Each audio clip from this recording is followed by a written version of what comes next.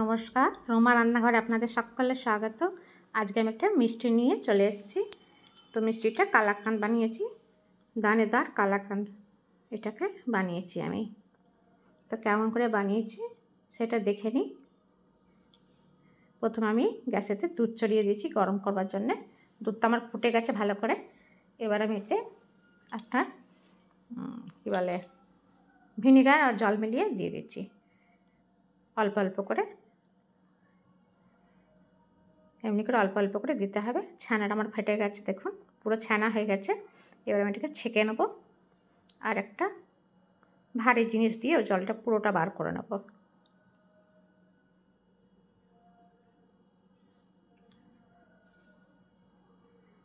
সব জলটা বার করে নিয়েছি। একটু আমি সাদা জল দিয়ে এটাকে একটু ধুয়ে নেবো আবারও, কেন এটা ভিনিগারের জল তো সেই জন্য।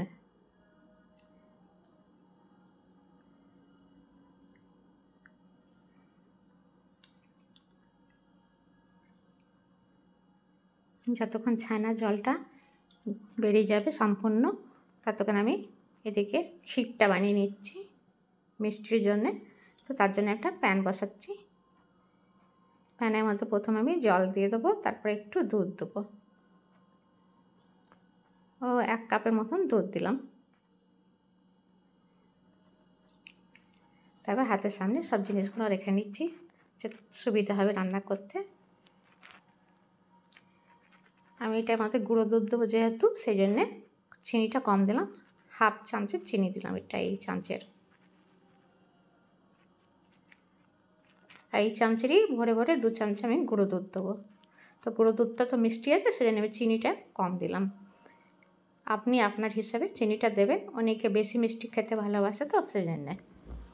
এদিকে আমার ছানার জলটাও পুরো বেরিয়ে গেছে, তো আমি ওটাকেও মিক্সিতে রাখছি ততক্ষণ। আর এটাকে আমি একটু মোটা করেই পিসবো, একদম ফাইন পেস্ট করব না, কেন আমি দানেদার কালাকাঁদ বানাচ্ছি সেজন্যে। এদিকে দুধটার মধ্যে একটুখানি কেশর দিয়ে দেবো,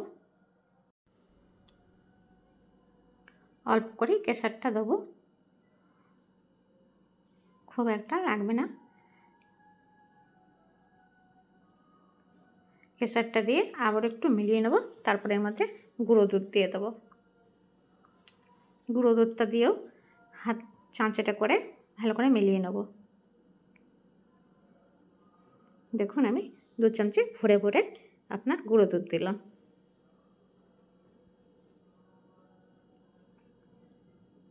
এটা দিলে পরে খুব ঘন হয়ে যাবে দুধটা, আর মিষ্টিটা ভালো করে তৈরি হবে।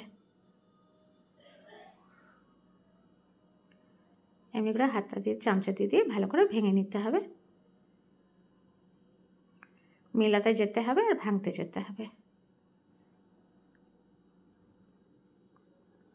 এর আমি ছানাটা পিষে দেবো, কিন্তু একটু মোটা করে পিষবো, একদম ফাইন পেস্ট করব না, একটু মোটা মোটা দানা দানা। এবার আমি এই যে দুধটা ফুটে গেছে ভালো করে, এর মধ্যে আমি এই ছানা পিষাটা দিয়ে দিচ্ছি।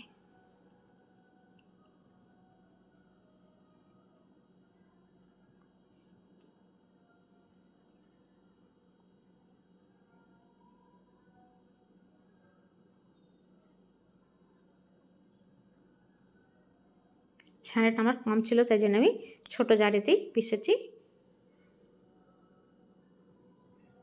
1 লিটার দুধেতেই আমি ছানাটা বানিয়েছি পুরো।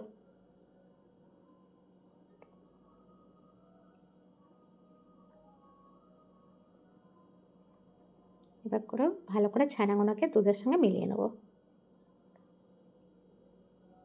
এমনি করে নাড়তে যাব, আর দেখবেন কেশর দিয়েছি সেজন্যে দুধটাও হলদে হয়ে যাবে, আর কি বলে ছানাটাও মিলে যাবে। একদম ঘন হয়ে গেছে দেখুন।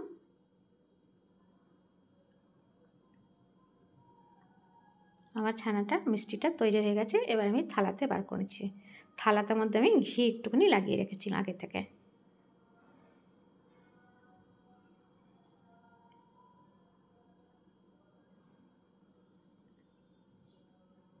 এবার আপনি এটাকে যেমন ইচ্ছে সেমনি শেপ দিতে পারেন। আমি কালাকাঁদ বানাচ্ছি, সেজন্য কালাকাঁদে শেপ দেবো।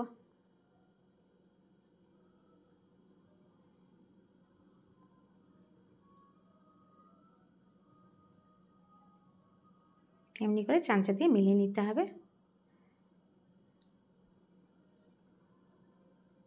আর একটুখানি ঠান্ডা হতে দিতে হবে, তারপরে এতে হালকা ঠান্ডা হবে, খুব একটা ঠান্ডা নেই, হালকা ঠান্ডা হবে, কারণ এখন একটুখানি লিকুইড আছে।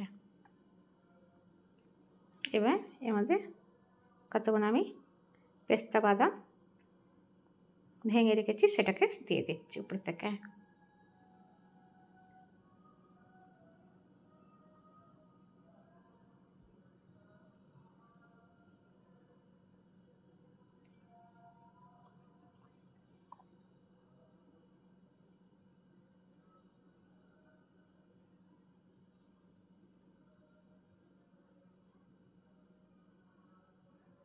এবার সাইজে যেমন সাইজ ইচ্ছে সেমনি কেটে নেব। খুব বড় বড় করব না, আবার খুব ছোটও করব না, মিডিয়াম সাইজের মিষ্টিগুলো কাটিং করছি।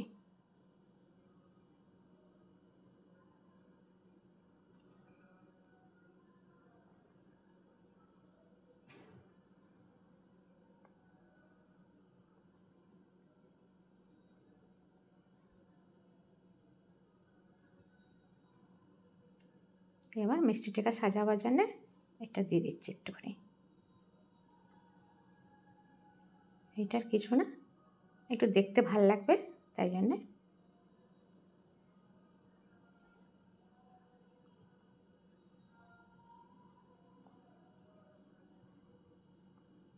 এটা না দিলেও চলবে। তো আমার মিষ্টিটা কেমন হয়েছে দেখুন, জানাবেন। যদি ভাল লাগে তো ভিডিওটাতে একটা লাইক দিয়ে শেয়ার করবেন, আর রুমা রান্নাঘর চ্যানেলটাকে একটা সাবস্ক্রাইব করে আমার পাশে থাকবেন। এবার আমি হাতে করে উঠিয়েও মিষ্টিটা দেখিয়ে দেবো আপনাকে যে কেমন হয়েছে।